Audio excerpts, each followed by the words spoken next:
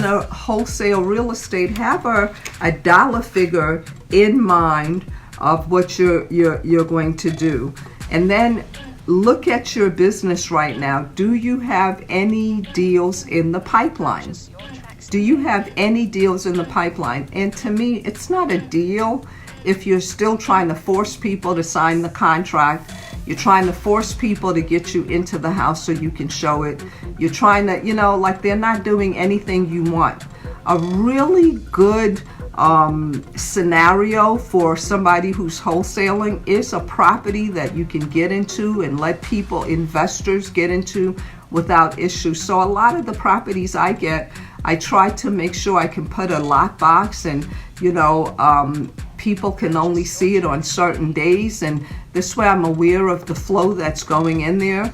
And so you want to think of options like that, because that's a deal you can count on to close more than somebody who's not cooperating with you. I used to take deals where I had to talk people into stuff, and the thing with that is a deal that takes you 2 weeks to close is not going to take you 2-3 months, because there's so many negative parts to it.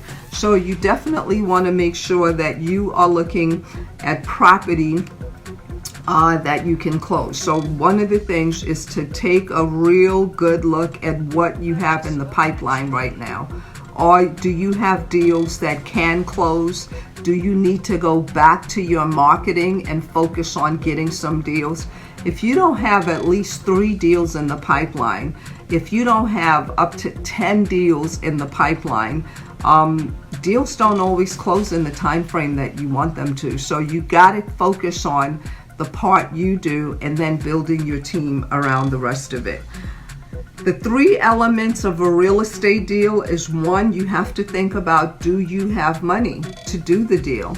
Or can you have a buyer that's going to, buy the deal from you cash? Or do you have the credit to finance the deal? Hard money, traditional loans, do you have any of that? Do you have a 401k? The second thing is to find the property. And the third thing is to get people who will give you offers on your property. But you can't get offers from other people until you master putting in a lot of offers yourself. And it goes back to your marketing. If you don't have enough people calling you so that you can go look at homes and put in offers, I encourage the students that I work with to put in like 10 offers a week. And by giving them that as a goal, 10 offers a week. Hey, Benita, giving them 10 offers a week, you got to get to the point where that is the goal you have for yourself. But do at least 3 offers a week. 3 offers. Get to the point where you're doing 3 offers in a weekend, 3 offers in a week, and then 3 on the weekend, or 5 offers during the week and 5 on the weekend. But your goal should be 10 offers a week. And once you do your 10 offers a week, then you will get to the point where you're getting a lot of deals closed. Because again, there's so many moving parts to a real estate investment deal, but real estate is power. You get more powerful the more real estate you own. The more your business is like a well-oiled machine, the more deals you will be able to do. So the other thing you want to figure out is, are you focusing on buying and selling? Are you focusing on buying and holding? Do you just want to wholesale? Do you want to be a bird dog? Figure out who you want to be in the beginning stages of your business, and please stop focusing on the things that are not going to get you there. If you were on the prayer call yesterday, you will recognize some of the tips I'm going to give you today, because as you know, I was at a homegoing for one of my good friends. His wife passed away, and she was a pretty good friend as well. So her homegoing was yesterday, and Pastor Dollar gave us a really nice eulogy for her. But I took some bullet points and I said, that's good for real estate. One of the things is, don't sweat the small stuff. Some people take the smallest stuff and make them so major. Don't do that. If you don't have $1 million for marketing, look at the $5 you do have. You can put some gas in your car, or you can make your feet do some work. If you don't have money, focus on sweat equity. What can I do without money? to get myself back on track. Have a goal. Maybe you can walk somewhere. Maybe you can find a friend and put $5 worth of gas in their car and they can go driving for dollars with you. But don't pick the negative Nelly of the group. Pick the person. You know, when I was first doing real estate in Atlanta, because I really didn't know a lot of people, I really had my sister drive with me. And one of the things, she couldn't ask me questions and all of that. We could talk about positive stuff and laugh, but she was taking down the addresses as I was saying, that's the one I want. And then her goal was she had to write 25 and I was going to write 25. So when we ended our time together, I had 50 names and addresses. But I made sure that it was a positive conversation, and she couldn't say, oh, I'm stopping to do this, or I'm talking to my friend about that. Don't sweat the small stuff. Everything, there's a solution, but when you're sweating it, you don't focus on the solution. So every part of your business, there's some way to work it out. Some way to work it out. Focus on the things you can do in your business. And then don't complain about your business. Oh, everybody's in real estate now. It's not going to work for me. I want to do real estate, but since everybody's in it, I'll never find a property. Oh my God, I found a property, but I can't afford to close on it. Oh, I got a property and I closed on it, but now I don't know how to pull the cash out of it. Oh, I got a property and I don't know how to fix it up. You're focusing on the wrong stuff. People don't even have a property and you got to the point you have one. Make it work for you. Negative energy is wasteful energy. It doesn't empower you. It doesn't help you to accomplish anything, and it definitely is not going to build your business. So stay away from the blues in your mind, the negative thinking, and 99% of your thoughts are negative. That's why we give you success. I'm a successful investor script to affirmations to say to yourself. The other thing you want to do is you've got to believe that you can do this. Don't believe that, oh my God, this is the worst situation you can be in. When I was getting into real estate and I was again at the most broken space of my life at that point, I didn't focus on the fact, oh my God, I got more than one kid in Pampers. How am I going to buy Pampers?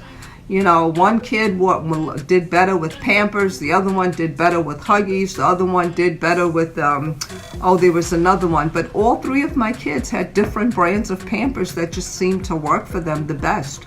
And so I had to fit Loves.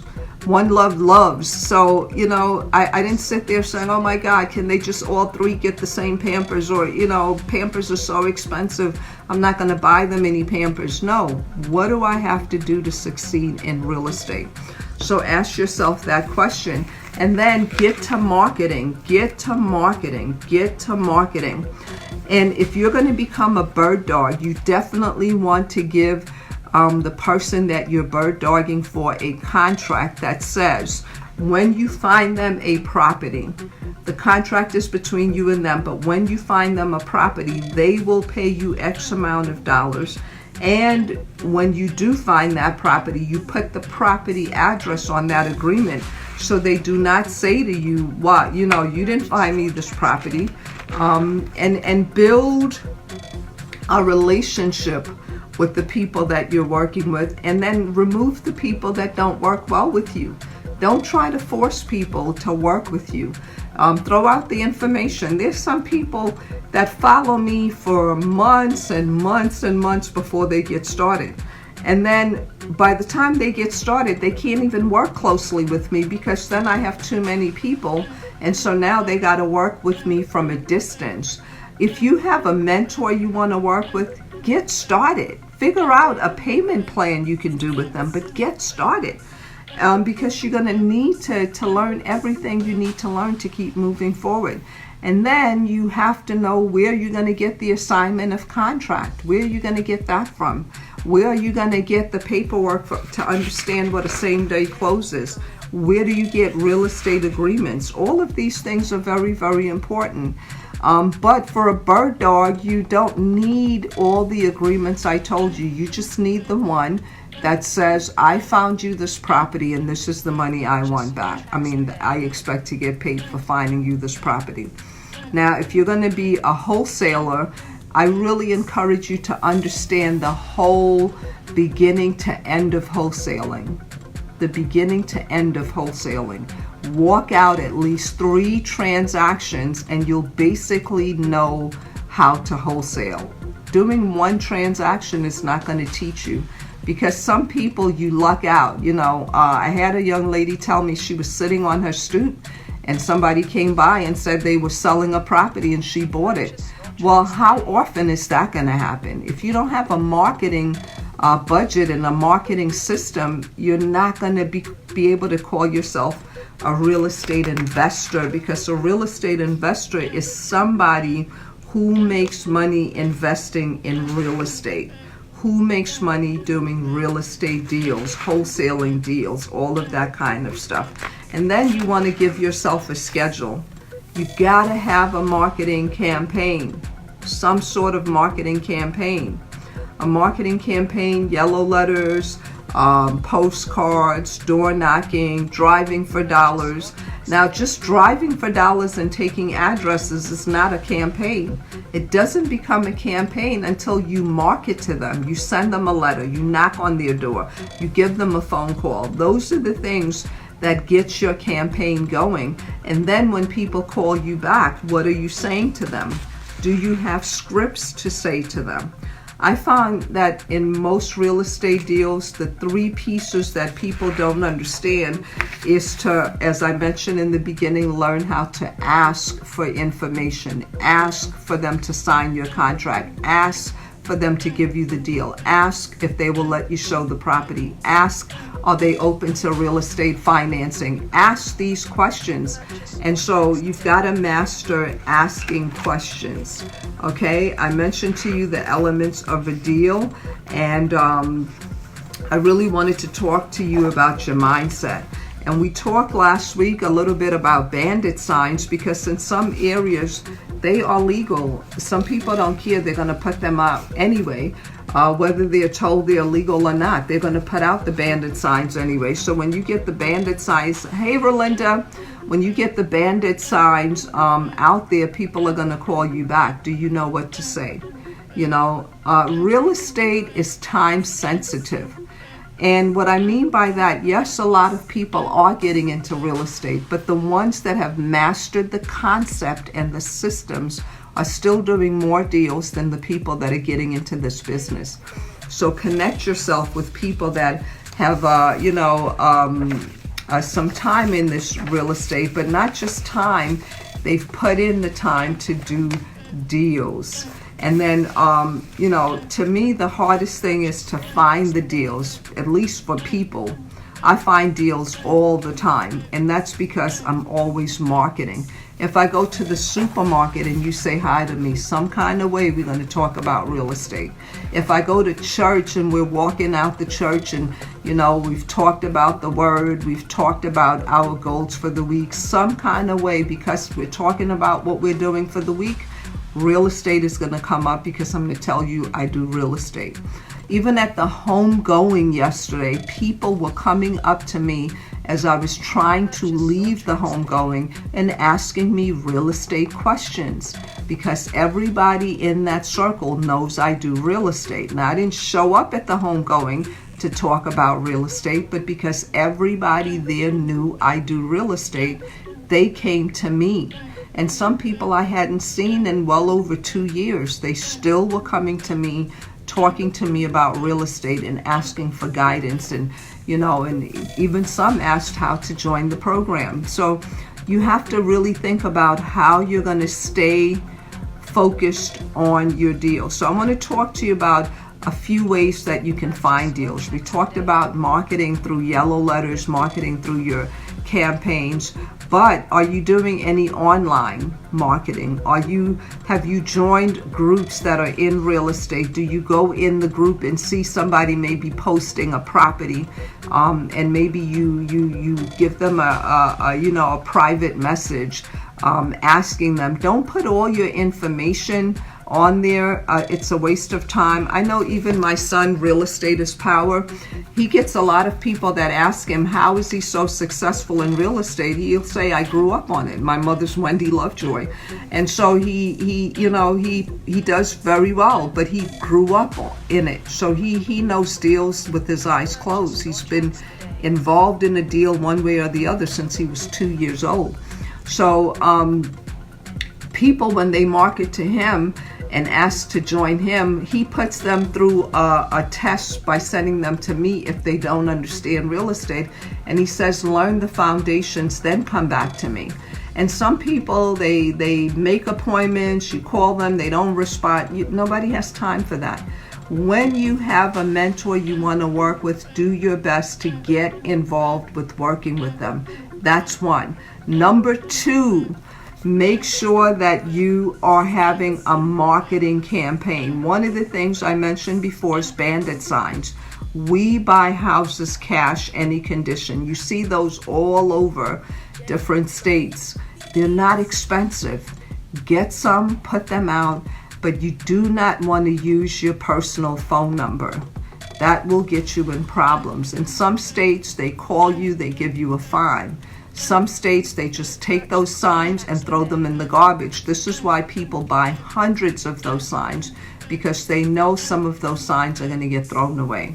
Don't get caught up if you lose some signs. Just replace them. Your goal is to have a lot of signs out there. When I was a real estate agent, my mentor, Mike Ferry, told me I needed to have 100 signs in my community. And I focused on one community, Cambria Heights, Queens. But by focusing on Cambria Heights, Queens, I ended up with deals all over the world. I mean, all over the world. I had people from other countries, and we didn't have internet like you guys have now. We just had Yahoo back then. But I still had the fact that I had signs with my face, my name on it. People recognized me as the real estate lady. How many people know you're the real estate lady or you're the real estate gentleman? How many people know that about you? Share that information. Put out your bandit signs. Another good place to pay attention and get deals is who in your circle of friends is going through a divorce. Most people going through a divorce either have to sell the property or they have to refinance it and buy each other out.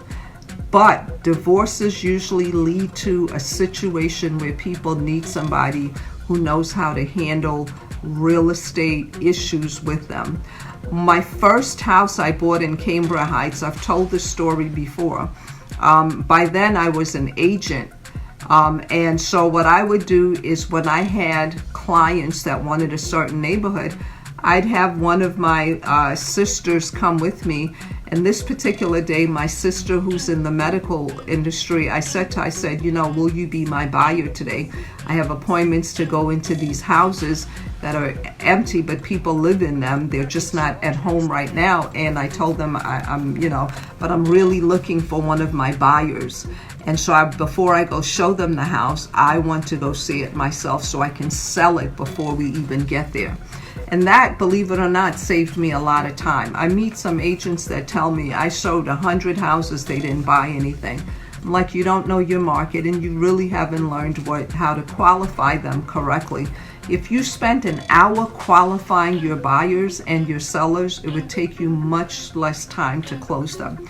But this particular day, my sister came with me. We walk into this house, a townhouse in Cambria Heights, Queens, and it was a divorce situation. The situation was so bad that when we came into the townhouse, you walked into the living room, and then to the right of the living room, there were steps going up to the bedrooms. Well, the steps had a partition like this. So the husband walked this way and the wife walked this way, and they put a wall in the middle all through the house going up the steps. And even in the bathrooms upstairs, he had one bathroom, she had the other. Then there was a bathroom in the basement. They didn't even go in the basement. It was nothing but junk down there. But they were the divorce was so bad that they cut a line. Even the stove the 4 plates, there were 2 on this side and 2 on this side, so they didn't have to see each other. The refrigerator, however, was on one side, and then there was like a small little, like a little, a smaller version of a refrigerator on the other side. And the walls were painted orange, bright orange. And I looked at the house, I said, I'm not showing this. And my sister, as we're coming out, she says, you know why you're not, that's your house. I see you in this house. You said you wanted a house in this community. I see this is perfect for you. It's a good starter home. You don't have to worry about your backyard and all this kind of stuff. And it looks safe. You always say, buy the worst house in the best neighborhood. And I said, but this is horrible. And I ended up buying the house. I got it for like over $50,000 less than what the houses were selling for in the community.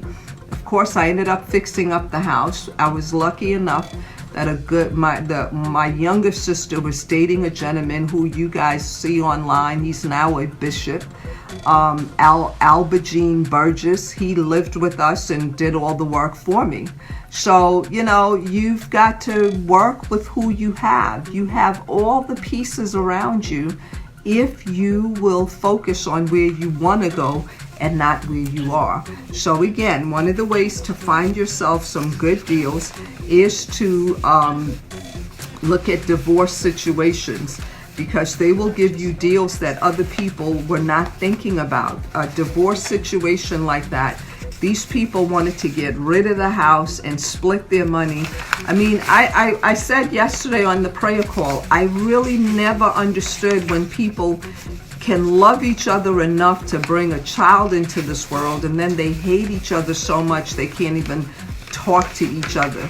But those situations are very sensitive situations. So when you work with people in those situations, you have to master being able to talk to people and make them understand that you're concerned about their situation. And so again, it goes back to your dialogue. It goes back to understanding. And had my sister not told me to take that house, I would have kept looking for another house. Another way to find deals is to pick a zip code and then drive around in it. Pick a zip code, get familiar in it. I was telling my brother, I think it was yesterday, that, God plays funny tricks with me. I've noticed that whenever I go to an area, and I go to a house, sometimes for other people, I end up living or owning that house.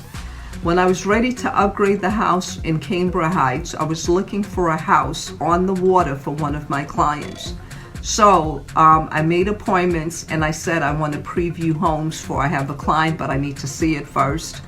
And now it's normal to do that because so many people have high-end clients, or people might be in another country but they live in Atlanta but they work in Prague or Paris or London, and they want to know, have you seen the home? Can you tell me details about the home before you make an appointment for me? So this particular time I was looking for a house on the water for a client, and I went and I was looking. I said, oh, this one is the lowest price home in the area. Real estate agent told me about this house. I looked it up on MLS, and then I went and I looked at the house, and the house they wanted $192. The woman's husband had passed away. She was old. She lived in a 5-bedroom, 3-bath house, 2-car garage on the water, but she couldn't afford to maintain it. She was in her 80s and mourning the loss of her husband. She had a little puppy that peed all over the house. So nobody wanted the house. However, when I saw the house, I saw potential. I knew I had a crew that could come and clean it out. Bought a house for $192,000. That was after I put in about $100,000 over a time. First thing I did was get the smell out of there. Second thing I did was upgrade the kitchen and the bathrooms and the floors. Then I did the bedrooms. So by the time my kids moved in, their rooms were ready. However, nobody else wanted that house because of the dark smell and all this and that. So I got a $192,000 home, put in some money to do the work, and the house was worth over $600,000. So real estate offers you the opportunity of doing a lot of great things if you focus on doing the deals. And then driving around, I started driving around that neighborhood looking for sale by owner signs, and I ended up getting listings because I was operating as an agent broker as well as an investor, and I took a lot of listings. Another way is to go and look for sale by owners, which I just mentioned. Write those numbers down, but don't just write the number down and stick it in the shelf or stick it in the container where you throw all your phone numbers. Call them. Dial the number. It's better to call and say, I just saw your sign. You're selling the home at such and such. Are you the owner of the home? And then wait for their response. Don't just take the number and put it away. Call them, master conversations with them, and the most they can say is, it's already sold. Yes, I want $1 million for it. Can you afford it? Remember last week I told you about the lady that said to me, from my yellow letter, I sent her a yellow letter because I do high end and middle to low, but I don't really focus on the middle end of the real estate. I either do low or high. And so she was the high end, and she got my letter, and she said, why did I get this letter, pretty much, and gave me this energy. So I mirror matched her energy, and she said, you said you can buy my house, and so do you know that, do you have my house is almost 800,000, 7 and change. She said, do you have 800,000 to buy my house? I said, ma'am, if your house, I can buy a home for up to $1 million. And her whole energy changed. So have yourself, make sure you are focusing. Hello, sir, Mr. Moore. Are you thinking of getting the church involved in real estate? It's a pleasure to see you online with us.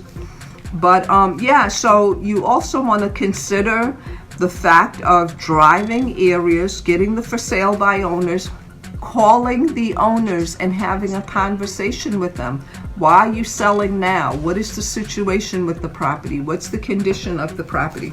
Remember a few weeks ago I shared with you, here's one of my worksheets. Okay, here's all the information on one of my worksheets.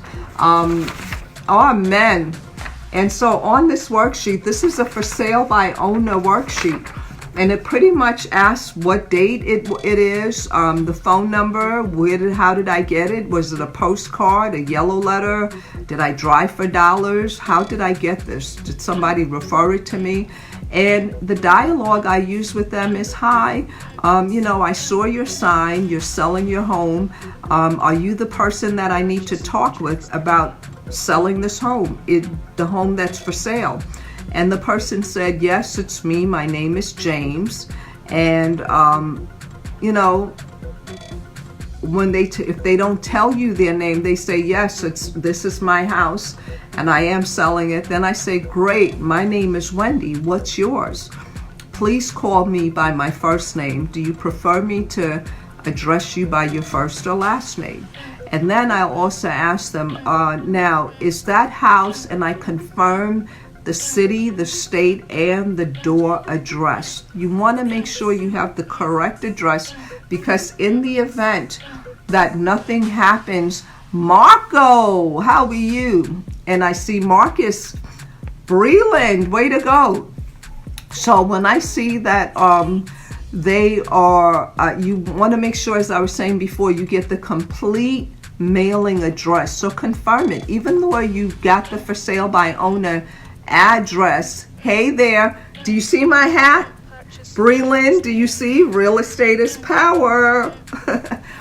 But so when you speak to them, even though you got the phone number from a for sale by owner, which means you drove by their address, you want to confirm the address.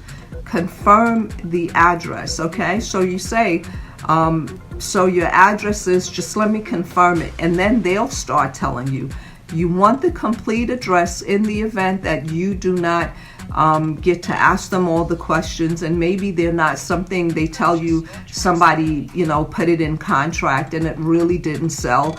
You can stay in contact with them. You add them to your follow-up sheet. And then you say, well, that's great. I'm definitely looking for properties in that area. How long have you been trying to sell it? Remember, they had a for sale by owner sign on there. And then when they tell you, you ask them, on the first couple of calls that we did, I mentioned to you guys, you're always collecting information on your first conversation. You're not making you're not focusing on a contract. If you met a young lady today and she was willing to marry you before even dating you a few times, wouldn't you feel that's a little off? It's the same thing with real estate investing. You want to have a system. You collect the information first. You go and do your research. If a person says, oh yeah, I want to sell my house, I'll give it to you. I had a young lady in that situation. Very smart young lady, great job, making great income, and they were pretty much giving her the house. The reason was it had a huge foundation problem. Had she not joined the program, learned how to analyze the property, had access to my team, because she didn't have a team of her own yet, and I sent one of the members of my team on my behalf to go and evaluate her property, they saved her over it's close to $100,000 just in having work of the foundation, because the issue with her foundation, it was a city problem. So even if she fixed it, it was going to happen again. So we saved her from purchasing that property. So you don't want to just look for the first time you talk to a seller, we got to close the deal. But then you don't want to keep going over to the seller's house and chit-chatting. Your goal as a real estate investor is to get the deal processed in contract, sold as quickly as possible, and move on to the next. You don't want to keep going over and having family gatherings and all this and that. No, do the deal and keep it moving. Can you tell me a little bit about this house? So no matter what they told you when you ask, how long have you been trying to sell it? They could say 5 years, 2 days, 22 months. It doesn't matter. You're just collecting information. You're just writing it down on your worksheet. That's all you're doing right now. And so then you want to ask them, can you tell me a little bit about the house? What year was it built? Because certain years you're going to find asbestos. Certain years you're going to find it's older. Certain years the rooms are bigger. The foundation was made differently. So you want to know the year it was built and what year did they buy it. So if if they've owned it for years, they might have a lot of equity in it. If they owned it and never refinanced it, how many bedrooms do you have? How many bathrooms? What's your square foot? Have you done any work to the house? Does anybody live in the house? Is it vacant? Because sometimes people put a sign and they live in it. Sometimes they put a sign and they don't live there. They live in another home already. Ask them, what are the crossroads to your home? I remember when I was, I think about the 9th grade, my brother, Duke, taught me to always pay attention to landmarks. He said, you may forget what street you were on, but if you could say this gas station is here, and across the street there's a McDonald's, and across there's a Kentucky Fried Chicken. Now you have landmarks. So landmarks are very important. Ask them, what are the crossroads? What does it back into? And then you want to ask, can I ask you the reason you're moving now if they live in the home? If the house is vacant, what is the reason you're selling now? What's making you think of selling now? Because that's going to help you determine, is this a for sale by owner that's willing to work with you? Well, that's great. No matter what they say to you, that's great. I'm definitely looking for a property in the area, and I'm looking to close on something in the next few days. And your house does sound like something that I'd be interested in looking into. You do know that sometimes there's ways to make this work by doing some things with financing, like creative financing. Are you open to, some creative financing? And if they say, no, I'm not. I've had some people say, no, I want all my money now. And I say, no problem. I take a note, I write it down. And those are some of the same people that will do everything to give you the house, and work out some creative financing with you because you've built rapport with them. So the first thing you want to do is ask them, are you open to doing any type of financing?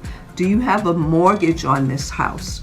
And what's the balance? And sometimes they say, I don't want to tell you that I usually say, ma'am or sir, it's public knowledge, and I want you to understand I focus on a win-win situation.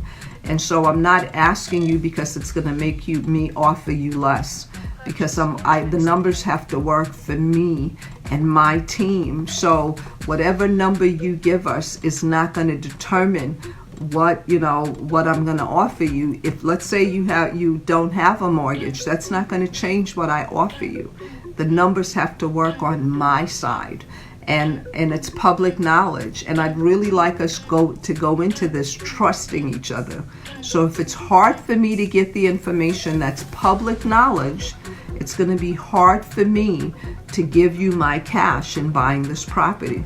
And that, I don't say, oh, what, you don't want to tell me, or, well, I can't do this deal, I'm out of here. No, I'm just collecting information. If they say there is a mortgage, then I say, do you have more than one?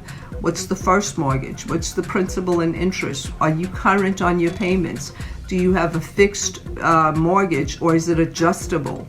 If you have a second mortgage, sometimes people take out a mortgage to do repairs. I ask them, what is the mortgage on that? How long have you had it? Are your payments current? What kind of shape is the house in? What does it need any work? And if they say yes, it needs work, I ask them, do you have an idea of what the houses in your area are selling for? And I've had people say, oh yeah. I had one gentleman, I went to look at his house a couple of days ago. On the phone, he said, I did all he gave me the information, collected the information, then I went and I did my research, and I saw that the houses in the area were selling for about $30,000 less than he said he wanted. So when I called him back, I said, sir, I'm just confirming that we have an appointment for me to see the house at this time at that hour. And he said yes. Went over to the house, and I said, sir, how did you come up with the price you're asking for? Well, my house is bigger. He told me he had done work to the house, but what he basically did was paint the cabinets. He still had an old stove, an old refrigerator, an old microwave. So, and then it had grease all over the place. So I didn't say, oh my God, sir, this kitchen's horrible. I said, well, I see here I have to make a note to change all the appliances in the house. I didn't say, oh, you've got outdated stuff. I said, I see, I have to make a note. Because when I walk in, I say, do you mind if I take notes? I just want to make sure I'm remembering the information. And do you mind if I take pictures? I just want to make sure that, I can go back and look. And most people say yes, but I take the pictures right then and there. Or I have picture perfect properties to be there with me, and he takes the pictures, which is Najee Harmon. He takes the pictures. If he's not available, I take them myself. And I take them so that when I send them to my buyers, they don't say, oh, well, do you have any pictures? And now I got to say I don't. I have the pictures right then and there, and I can send it to my buyers.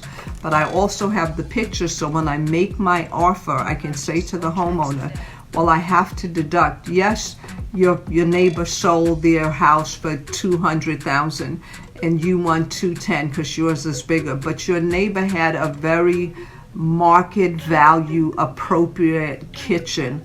They had the now everybody likes the dark granite or the gray, whatever is going on in the time you get the listing, that's what you want to share with them. But you're still just collecting information. Does the property need work? Do you have an idea of how much of the house is selling in your area?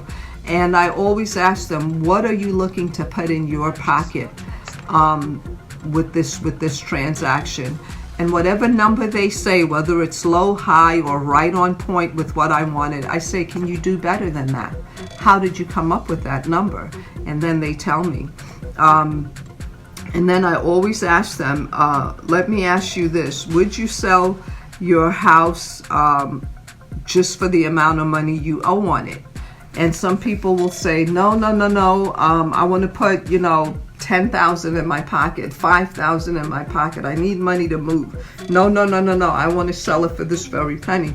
But if they say, yes, I will sell it for what I owe, I just want to get rid of it. I've had more than one situation when people say, I have some other dreams and goals.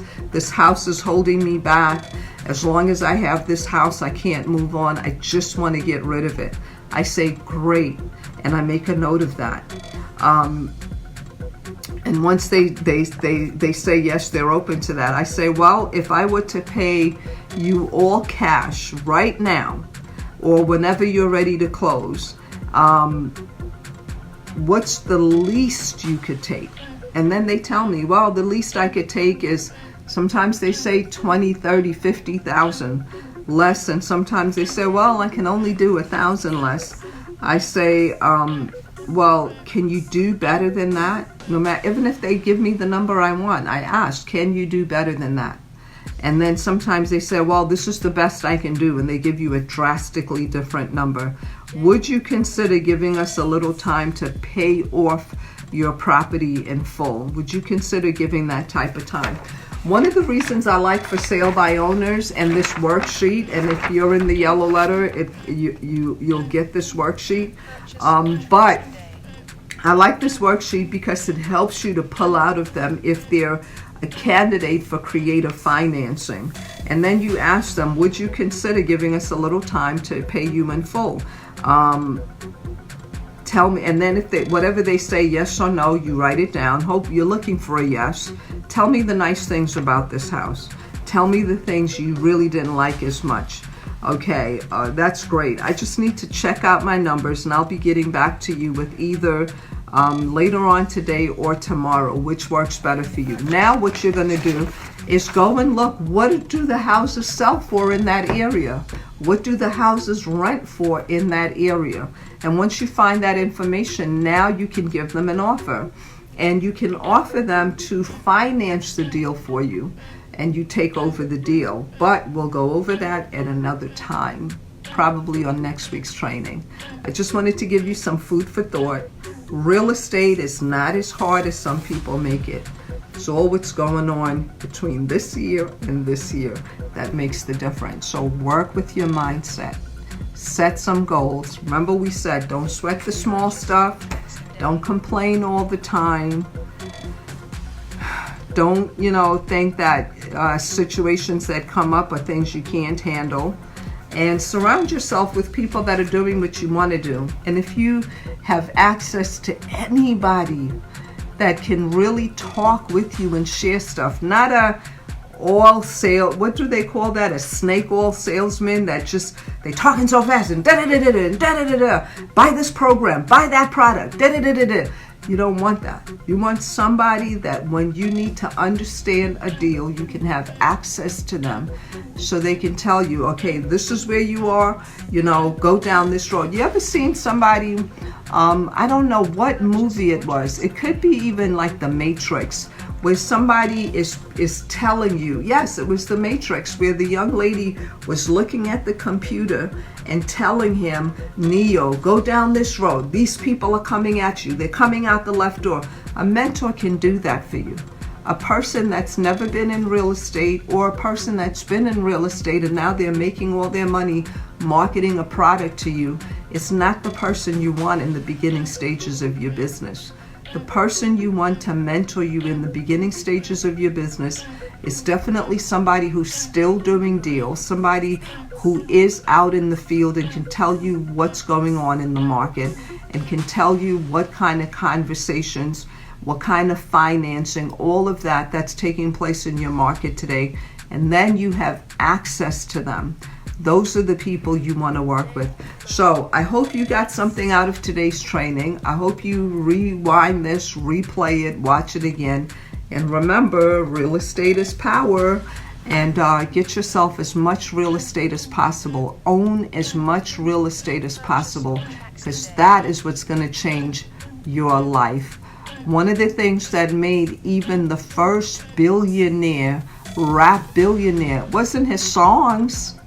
It wasn't just him being a rapper. It's because he also owned real estate. He invested in Uber. There's different things. He was able to use the cash from his records and the money he was making in music and invested it elsewhere. So if you have a job, to leave your job, take some of your cash, invest in a training program, invest in a marketing campaign, put some time aside while you're at work. When you get home, an hour aside, 3 hours for the week, 4 hours for the week, and do some real estate work that's going to change your life. Get to the point you own some real estate. But if anything else, get to the point where you've bird dog a deal and you've wholesaled a deal. Do that.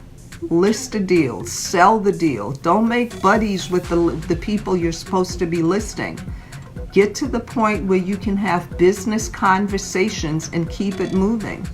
And that's why I say real estate is all about changing how you think. Some people, you're looking for friends, you're looking for friendships with your clients. No, get the deal, get out of there, and really show them that you are there to solve their problem. You don't want to be their best friend. You got your own issues. You're looking to pay your own bills. Help them solve their real estate issue, and then go home with your paycheck and live well with your family. Okay? I just had to put that in there because I get too many people telling me stuff about, oh, I had a deal, but then the seller said, no, if you don't tell the seller this is how it needs to go, they're not going to go in that direction. They're not going to go in that direction. It's very, very important, okay? You're welcome, Rolinda. I hope real estate is for you. Otherwise, you can just go ahead and stick to the Monday call, because this is really to get people that really want to do something in real estate, even if it's to just own a piece of property so you and your family can live better, okay? With everybody on this call, take one nugget you got today and implement that into your business. Just one nugget and implement it into your business. One thing you're going to change and implement it into your business. And pay attention to that sign up there. Do not be afraid. Do not be discouraged. Make it happen. Okay? Talk to you soon, everybody. Success in your real estate. Bye.